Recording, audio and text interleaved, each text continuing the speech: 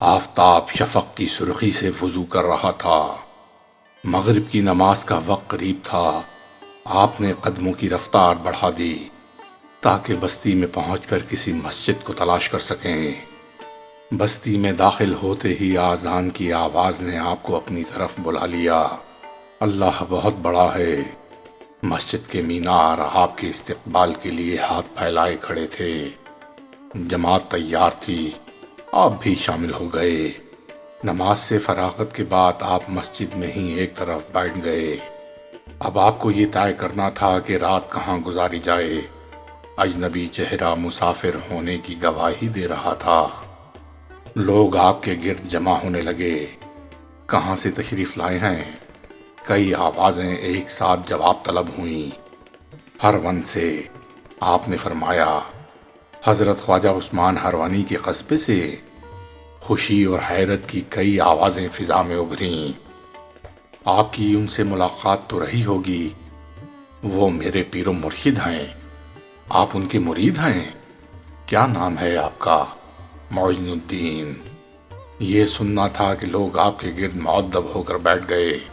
عثمان ہارونی کا مرید اور ان کے قصبے میں، یہ تو برکات کے نزول کی گھڑی ہے۔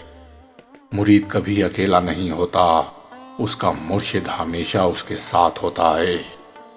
گویا عثمان ہارونی بھی یہیں تشریف فرما ہے۔ سنجار میں کوئی آپ کا شناسہ ہے؟ ایک شخص نے پوچھا۔ نہیں، آج آپ میرے مہمان ہیں۔ تشریف رکھیں، میں کھانا لے کر آتا ہوں۔ کیوں تکلیف کرتے ہو بھائی؟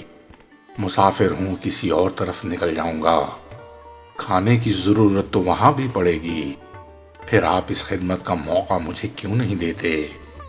آپ مسافر بھی ہیں اور اتنی بڑی ہستی کے مرید بھی، پھر یہ کیسے ممکن ہے کہ خدمت کا یہ موقع ہاتھ سے نکل جانے دوں؟ آپ نے اس شخص کے اسرار کی لاج رکھی۔ وہ شخص بھاگا ہوا گیا اور کھانا لے آیا۔ جب آپ کھانا تناول فرما چکے اور چلنے کا ارادہ ظاہر کیا تو وہ شخص ہاتھ باندھ کر کھڑا ہو گیا۔ حضرت شیخ نجم الدین آج کل اسی قصبے میں مقیم ہیں، ولی کامل ہیں۔ میرا تو مشورہ یہ ہے کہ آپ جب یہاں آ ہی گئے ہیں تو ان کی زیارت کے بغیر نہ جائیں۔ یہ تم نے خوب کہی۔ اولیاء اللہ کی صحبت تو میرا شغل خاص ہے۔ اب میں ان سے ملاقات کیے بغیر کیسے جا سکتا ہوں؟ چلو ابھی چلتے ہیں۔ آج رات مجھے اپنی خدمت میں رہنے دیں، حق میزبانی ادا کرنے دیں، صبح تشریف لے جائیں۔ بھائی، جیسے تمہاری مرضی۔ عشاء کی نماز کے بعد سنجار کے بہت سے مردان صالح آپ کے گرد جمع ہو گئے۔ باتوں میں رات کٹنے لگی۔ موضوع گفتگو حضرت شیخ نجم الدین کبریٰ کی ذات والا صفات تھی۔ ان کے بارے میں جو جتنا جانتا تھا بیان کر رہا تھا۔ آپ کی عظمتوں کے نئے نئے پہلو سامنے آ رہے تھے۔ حضرت معین الدین دل ہی دل میں اپنے مرشد کے تصرف کے قائل ہوتے جا رہے تھے کہ مرشد نے ایک ایسے قصبے میں پہنچا دیا جہاں ایسا ولی کامل مقیم ہے۔ یہ مرشد کی عطائے خاص نہیں تو اور کیا ہے؟ رات گہری ہوتی جا رہی تھی۔ مہمان ایک ایک کر کے رخصت ہو رہے تھے، یہاں تک کہ میزبان حق خدمت کے لیے بیٹھا رہ گیا۔ اب وہ بھی سوچ رہا تھا کہ محترم مہمان کو آرام کا موقع دے۔ آپ بہت تھک گئے ہیں، کچھ دیر آرام فرما لیں۔ شیخ نجم الدین کے بارے میں آپ اور کیا جانتے ہیں؟ کچھ اور بیان کیجئے کہ یہ رات اسی بابرکت تذکرے میں گزر جائے۔ حضرت معین الدین نے فرمایا۔ وہ شخص حضرت شیخ کے بارے میں جو کچھ جانتا تھا بیان کرنے لگا۔ معین الدین اپنی خوش قسمتی پر نازاں تھے کہ کل کا سورج انہیں ایسے بزرگ کامل کی صحبت میں لے جائے گا۔ پردہ شب آہستہ آہستہ سمٹنے لگا۔ آثار صبح نمودار ہوئے۔ مؤذن کی آواز نے ماحول کو محصور کر دیا۔ اللہ کے نیک بندے مسجد میں داخل ہونے لگے۔ خواجہ معین الدین بھی بارگاہ ایزدی میں سجدہ ریز ہوئے۔ نماز اور وظائف سے فارغ ہوئے تو شہنشاہ خاور تخت سلطنت پر جلوہ افروز ہو چکا تھا۔ آپ نے اپنی بے تابی کا اظہار اپنے میزبان سے کیا اور اس کے ہمراہ حضرت نجم الدین کبریٰ کی قیام گاہ کی طرف چل دیے۔ ابھی آپ خانقاہ کے دروازے پر ہی تھے کہ اندر سے آواز آئی، معین الدین باہر کیوں رک گئے، اندر چلے آؤ۔ آپ نے بے کھٹک خانقاہ میں قدم رکھ دیا۔ کمرے میں بہت سے لوگ جمع تھے۔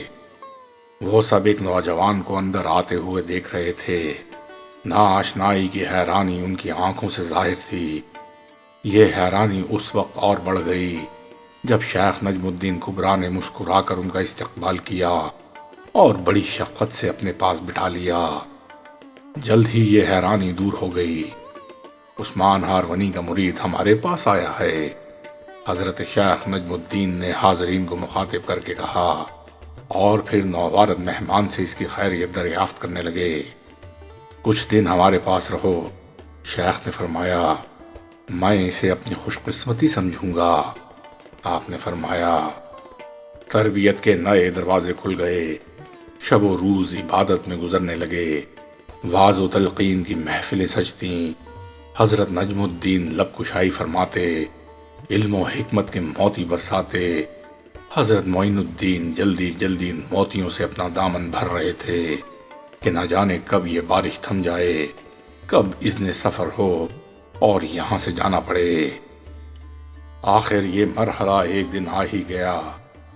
2.5 ماہ کا عرصہ گزر چکا تھا کہ شیخ نجم الدین نے آپ کو خلوت میں طلب فرمایا، معین الدین عنقریب ہم اس جگہ کو چھوڑنے والے ہیں، بہتر ہے کہ اب تم جاؤ، ابھی کئی مراحل طے کرنے کے لیے تمہارے سامنے ہیں۔ ایک مرتبہ پھر وہی صورتحال تھی جو ہر ون سے چلتے وقت ہوئی تھی۔ کہاں جانا ہے یہ اس وقت بھی معلوم نہیں تھا اور اب بھی کچھ طے نہیں ہوا تھا۔ انہوں نے منزل کا تعین عالم غائب کے سپرد کیا اور کسی انجانے راستے پر قدم رکھ دیا۔ کئی دنوں کے سفر کے بعد آپ نے اپنے آپ کو کوہ جودی کے دامن میں واقع قصبہ جیل یا جیال یا جیلان میں پایا۔ اسی قصبے کی نسبت سے حضرت عبد القادر کو جیلانی کہا جانے لگا۔ یہی وہ پہاڑ جودی تھا جس پر حضرت نوح کی کشتی آ کر رکی تھی۔ اس پہاڑ کو دیکھتے ہی عبرت کے کئی مناظر آپ کی آنکھوں کے سامنے گزر گئے۔ یہاں کوئی ایسی جگہ ہے جہاں رات بسر کی جا سکے؟ خواجہ معین الدین نے ایک راہگیر سے پوچھا۔ یہاں تو غوث وقت محبوب سبحانی قیام رکھتے ہیں، پھر آپ کو کیا فکر ہے؟ ان کی مہمانی کے مزے لوٹیے۔ راہگیر نے جواب دیا، کیا اس میں گرامی ہے ان بزرگ کا؟ انہوں نے دریافت کیا، حضرت عبد القادر جیلانی۔ اس نام نے ایسا اثر کیا کہ لہو جوش مارنے لگا، چہرہ گلاب ہو گیا، پورے وجود میں خوشی کے شادیانے بجنے لگے۔ یہ شخص تو میرے ماموں جان کا پتہ بتا رہا ہے، کبھی ملنے کا اتفاق نہیں ہوا، لیکن جب بتاؤں گا کہ میں ماہنور کا بیٹا ہوں تو انہیں کتنی خوشی ہوگی۔ ماں کا خیال آتے ہی آنکھیں بھیگ گئیں۔ اماں جان کی زندگی میں کبھی ماموں جان سے ملنے کا اتفاق نہیں ہوا۔ ملاقات کا وقت آیا تو اماں اس دنیا میں نہیں تھیں۔ انہوں نے راہگیر سے حضرت عبد القادر جیلانی کے آستانے کا پتہ دریافت کیا اور وہاں پہنچ گئے۔ آستانے پر لوگوں کا ہجوم تھا۔ حضرت عبد القادر جیلانی رحمت اللہ علیہ وعظ و نصیحت فرما رہے تھے، آپ بھی ایک طرف خاموشی سے بیٹھ گئے۔